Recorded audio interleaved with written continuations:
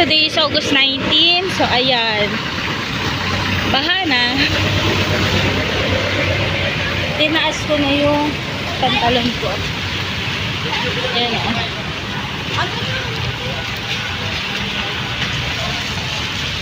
Baha. Dito ako iikot sa gilid. Yan o. Halos lahat. Yan, hanggang dun, baha.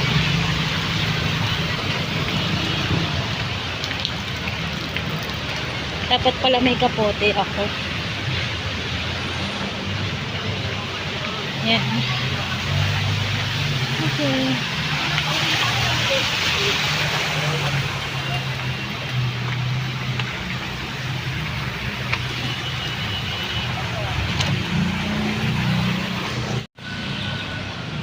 So yun guys, back to vlogging tayo, no? So August 19 today. At ayan, medyo naninibago ako mag-vlog dahil huminto ako, diba? So yung, ayan o, tinaas ko yung pantalon ko kasi alam ko, pag ganito, pati yung kanal umaapaw. So pasintabi sa kumakain.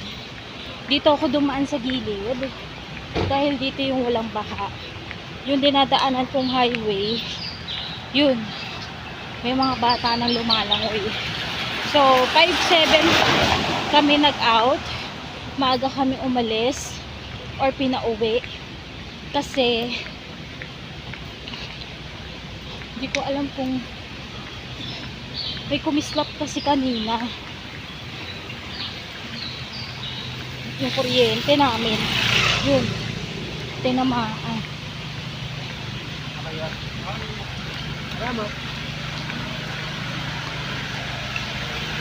So yun nangyari, wait lang ha, focus lang ako sa akin. Yun nangyari kanina,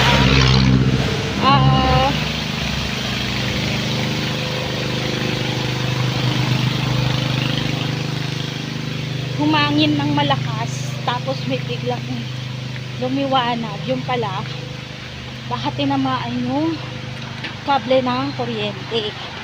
So ngayon dito sa office walang ilaw, so yung paggawa ng mga invoice na hinto, saka yung paggawa ng mga order kasi walang printer na magagamit saka madilim.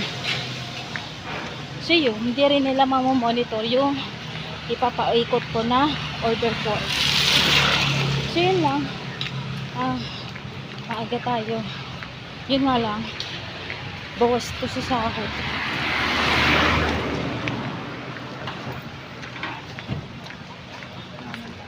Pero alam nyo, minsan okay din lang may pasok ng Sabado para hanggang alas 5 na lang kami. Minsan gusto ko, minsan hindi.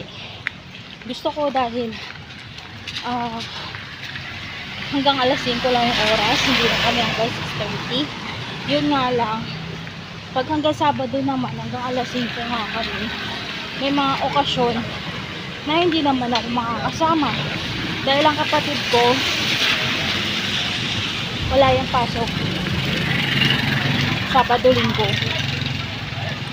So dito tayo sa kanto. Meron dito guys, bilihan ng barbecue. So yun. At di ko alam po dito kung i-end yung vlog.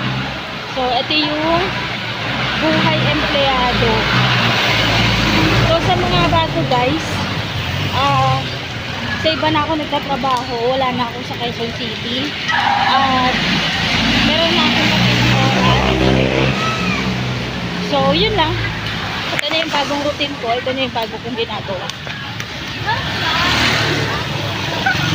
So tigil ko na to, no? Mamaya masagasaan ako dito. So yun lang. Salamat.